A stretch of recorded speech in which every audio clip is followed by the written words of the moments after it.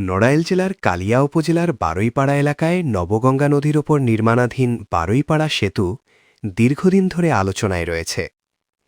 এই সেতুর নির্মাণ কাজ শুরু হয় কয়েক বছর আগে। প্রাথমিকভাবে নির্ধারিত সময়ের মধ্যেই কাজ শেষ হওয়ার কথা ছিল। তবে নানা প্রশাসনিক ও কারিগরি জটিলতার কারণে প্রকল্পটি নির্ধারিত সময়ের মধ্যে শেষ হয়নি। এর ফলে স্থানীয় বাসিন্দারা দীর্ঘদিন ধরে ভোগান্তির শিকার হচ্ছেন। বিশেষ করে বর্ষা মৌসুমে নদী পারাপারে ঝুঁকি ও সময় দুইই বেড়ে যায়। শিক্ষার্থী, রোগী, কৃষক ও ব্যবসায়ীদের জন্য এটি একটি গুরুত্বপূর্ণ যোগাযোগ পথ।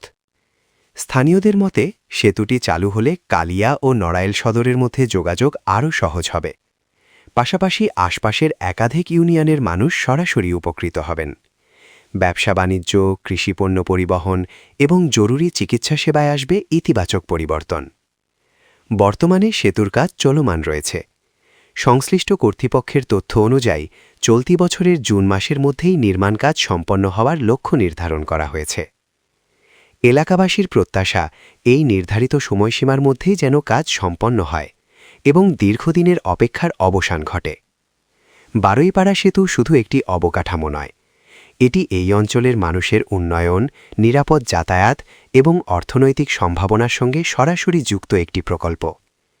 এখন সবার চোখ জুন মাসের দিকে। এইবার কি সত্যিই স্বপ্ন পূরণ হবে?